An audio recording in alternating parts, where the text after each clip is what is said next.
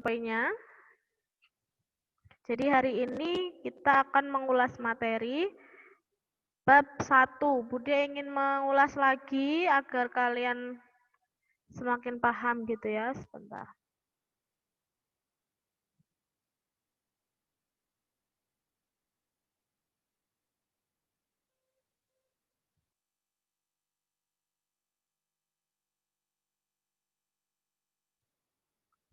Oke, sudah ya? Sudah terlihat ya?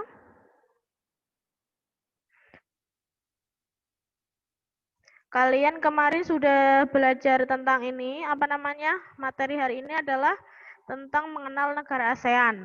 Materi semester ini yang bab pertama. Nah, negara ASEAN kan sudah tahu, berarti negara-negara yang ada di Asia Tenggara, isinya ada 10 ya.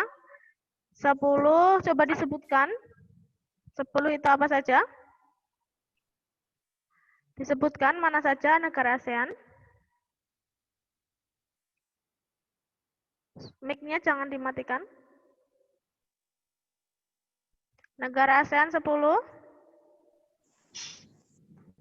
Indonesia, Terus Malaysia, Singapura, Myanmar, Vietnam, Brunei, Laos, Thailand, Kamboja, Myanmar, Filipina.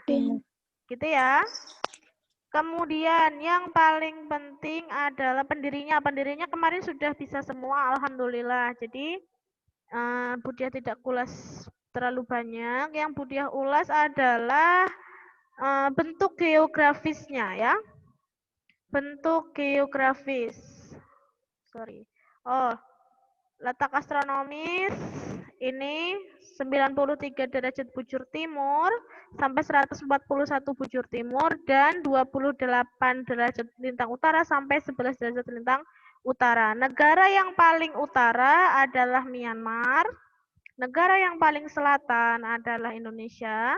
Paling barat Myanmar, paling timur juga Indonesia. Nah, kemudian pengaruh letak lintang. Negara ASEAN memiliki 2 iklim, yaitu yang satu tropis dan yang 2 subtropis. Dan satu-satunya negara ASEAN yang memiliki iklim subtropis itu adalah Myanmar. Tetapi tidak semuanya Myanmar beriklim subtropis. Separuh ada yang tropis, separuh ada yang subtropis. Karena sudah melewati batas dari 23,5 lintang utara ini ya. Gitu. Nah, setelah itu Budi akan membahas bentuk geografis. Ini yang masih kalian belum paham gitu ya.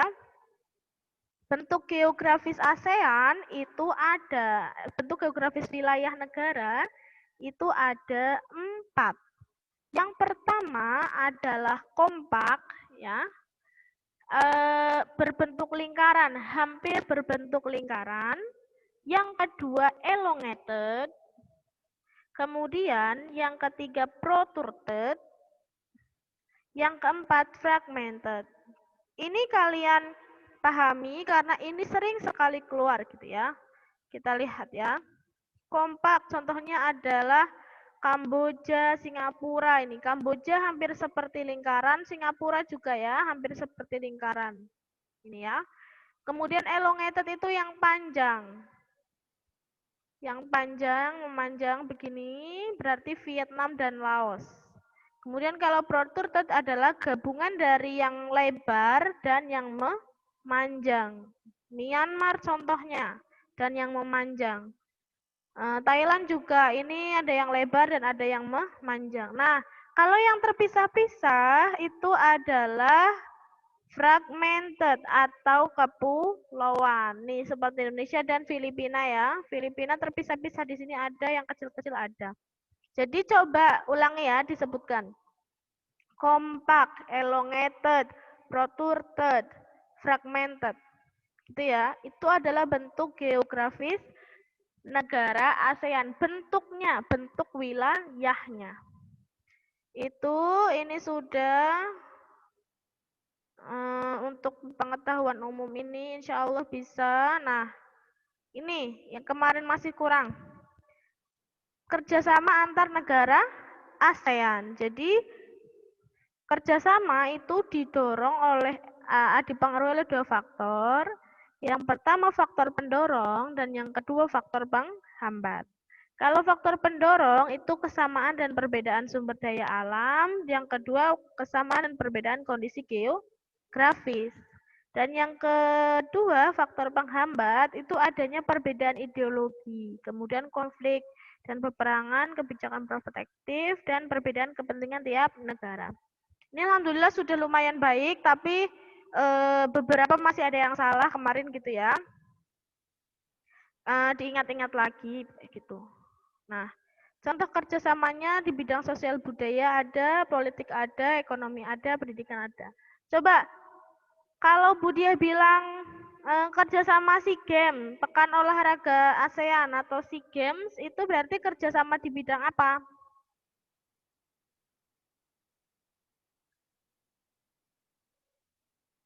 Apa ya? Halo? Bisa dijawab? Kalau SEA Games berarti kerjasama ASEAN di bidang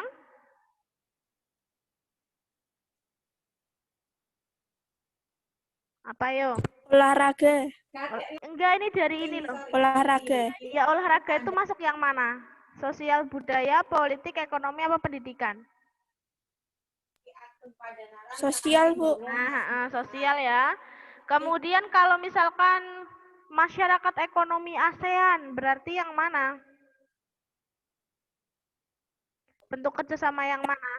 Ekonomi ya. Kemudian kalau misalkan ada beasiswa di National University of Singapore. Pendidikan. Kalau yang politik, ya. Kalau yang politik contohnya adalah kerjasama untuk melawan terorisme dan lain sebagainya. Itu ya. Itu adalah bentuk kerjasama di wilayah ASEAN. Setelah itu, ini, nah, perubahan ruang. Ini yang kemarin hampir satu kelas salah semua. Pertanyaannya adalah, kemarin di ulangan, bagaimana jelaskan mengapa faktor geologi bisa merubah ruang. Gitu ya. Sebutkan contohnya. Hampir satu kelas kemarin salah semua. Gini ya. Perubahan ruang itu adalah dipengaruhi oleh faktor alam dan faktor manusia. Pertanyaannya kemarin di ulangan, mengapa faktor geologi bisa merubah ruang? Karena faktor geologi itu bisa menimbulkan bencana. Gitu ya, harusnya jawabnya begitu. Karena yang dipengaruhi oleh faktor geologi itu ada banyak. Dia ulang dari yang klimatik dulu. Jadi ruang itu bisa berubah jadi rusak atau berubah jadi tertata gitu ya. Kebanyakan faktor alam itu merusak ruang. Jadi ruangnya berubah. Ruang yang dimaksud di sini adalah wilayah ya, wilayah daerah begini. Itu kan. Nah, kalau faktor klimatik bisa merubah ruang karena bencana alam klimatik. Contohnya adalah ini apa namanya? Hujan badai ya, topan, kemudian banjir, kemudian kekeringan, karena itu dipengaruhi oleh angin, hujan, panas, dan cuaca. Ya kan, nanti kalau sudah kena badai, ruangnya berubah jadi rusak. Ini juga kena banjir, ruangnya berubah jadi rusak. Kekeringan apalagi, tidak bisa ditanami dan lain sebagainya. Gitu ya. Nah, kalau yang kedua adalah faktor geologi. Nah, faktor geologi ini bisa mempengaruhi bencana alam geologi karena pengaruh pergerakan lempeng. Contohnya ada gempa bumi, kemudian ada vulkanisme atau gunung berapi meletus, dan ada tsunami yang dari dalam bumi. Gitu ya. Jadi faktor geologi itu merubah ruang atau merusak ruang dari dalam bumi. Contohnya gempa bumi kan dari dalam bumi tuh. Kemudian gunung meletus juga dari dalam bumi, ya kan, tidak mungkin dari luar. Kemudian tsunami juga, tsunami itu gempa dulu, kemudian dari dalam dulu baru ada airnya meluncrat gitu. Jadi pertanyaan kemarin pas ulangan, mengapa geologi bisa merubah ruang? Jawabannya seharusnya adalah karena faktor geologi bisa merusak ruang akibat bencana alam yang diakibatkan oleh faktor geologi. Contohnya gempa bumi, vulkanisme, dan juga tsunami. Gitu ya, paham ya? Paham ya ini ya? Soalnya kemarin masih banyak yang salah. Gitu. Kemudian faktor SDA itu ketersediaan sumber daya alam. Ini juga bisa merubah ruang nih. Yang ruangnya aslinya tidak bisa digali atau rata, kemudian digali ada barang tambangnya, kemudian berubah ruangnya gitu ya. Jadi rada rusak begitu. Nah, kalau nah ini kan kemarin sudah toh. Nah, ini harusnya tuh begini, topan narkis, berarti faktor yang mempengaruhi apa coba dari 3 itu? Klimatik, geologi, atau sumber daya alam? Kalau pertanyaan topan, ayo dijawab.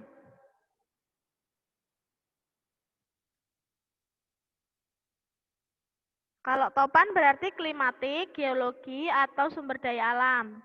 Halo? Klimatik. Klimatik. Topan Hayan juga ya, klimatik. Kabut asap. Kabut asap.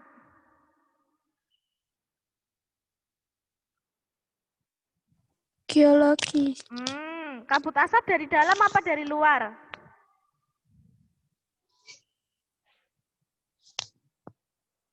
Dari luar, dari kebakaran hutan gitu ya. Kebakaran yang membuat kebakaran itu apa?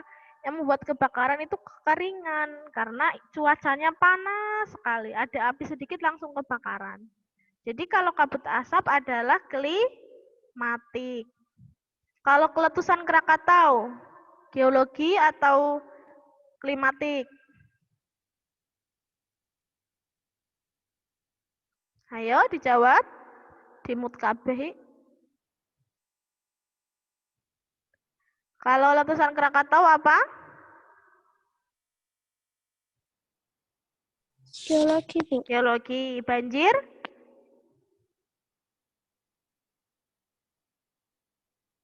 Ayo.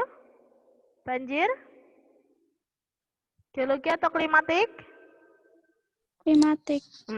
Tsunami? Geologi. Geologi. Letusan Doi Intanon? Geologi. Tambang Grasberg? Sumber daya alam. Gitu ya? Itu ya, jadi Budi harap ini paham. Kemudian kalau perubahan ruang oleh manusia itu karena teknologi transportasi dan teknologi komunikasi. Ruangnya berubah bukan rusak, tetapi malah jadi terbangun kayak gitu ya. Jadi kalau yang tadi karena faktor alam biasanya perubahan ruangnya menjadi rusak, kalau yang dipengaruhi oleh manusia itu membangun. Contohnya dibangun jalan, yang tadinya tidak ada jalan jadi ada jalan. Kemudian teknologi komunikasi yang aslinya tadi tidak ada internet, kemudian ada internet, banyak sekali tower dan lain sebagainya. Gitu ya. Nah, perubahan ruang karena transportasi contohnya pembangunan jalan tol, bandara, pelabuhan, terminal, kan berubah ruangnya. Setelah itu karena teknologi komunikasi, instalasi listrik, sinyal tower, fasilitas internet, itu dirubah, jadi ruangnya berubah. Nah, ini bisa.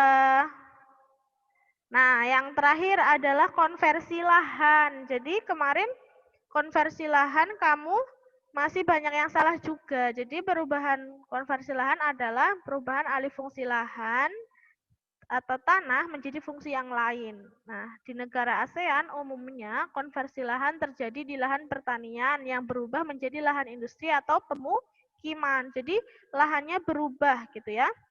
Kebun berubah menjadi rumah. Contohnya ya, sawah berubah jadi pabrik, sawah jadi gudang, kebun jadi sekolah, hutan jadi jalan tol. Itu adalah konversi lahan. Gitu ya. Nah, kemarin pertanyaannya di ulangan adalah apa dampak negatif dari konversi lahan pertanian ke lahan industri? Lah ada yang malah jawab ngambil dari pilihan ganda, pembangunan jalan monorel, kemudian kemacetan dan lain sebagainya. Harusnya kamu membayangkan bagaimana kalau lahannya berubah dari sawah jadi lahan industri, yang terjadi dampak negatifnya itu apa, kayak gitu ya. Nah, harusnya dampak negatifnya adalah ada pencemaran limbah, kemudian berkurangnya lahan pertanian, kemudian suhu jadi tambah panas, gitu ya. Kemudian ada penurunan muka air tanah dan pencemaran limbah juga banyak, polusi banyak kayak gitu. Jadi dampak negatifnya itu banyak. Gitu ya. Nah, itu sudah selesai karena memang sudah selesai. Jadi jika ada yang belum paham bisa ditanyakan. Karena sampai sekarang pun Budiah bukunya beda dengan kalian. Jadi isinya hampir sama, materinya sama, cuman beberapa detail mungkin berbeda gitu ya. Nah, Budiah minta tolong kalau kamu membaca buku IPS, ada yang berbeda atau ada yang belum dijelaskan oleh Budiah, silakan bisa tanya, gitu ya. Karena Budiah anggap buku itu bahasanya lebih tingkat tinggi, bukunya kamu yang IPS yang kamu pegang sekarang itu bahasanya lebih tingkat tinggi daripada yang Budiah punya gitu. Nah, biasanya kalau kesulitan silahkan tanya kayak gitu ya. Jadi itu untuk materi hari ini Budiah ngilas balik. Ini yang masuk juga tidak semua, mungkin besok juga akan kilas balik gitu ya. Nah, itu saja dari Budiah, terima kasih. Mungkin minggu depan Budiah minta untuk kalian bisa presentasi di depan ya. Apa yang dipresentasikan? Tentang negara-negara. Nanti Budiah bagi, jadi minggu depan itu kamu presentasi, gantian yang ngomong, tidak langsung ganti materi, karena Budiah mau memahamkan materi ini dulu. Ini kan materinya buat PTS ya, jadi PTS-nya cuma satu bab ini. Nanti PAS baru yang dua bab, bab 1 dan bab 2. Jadi Budiah mau menanakkan materi ini dulu, minggu depan presentasi, nanti Budiah bagi. Gitu ya. Itu saja dari Budiah. Terima kasih. Wassalamualaikum warahmatullahi wabarakatuh. Waalaikumsalam. Waalaikumsalam warahmatullahi wabarakatuh.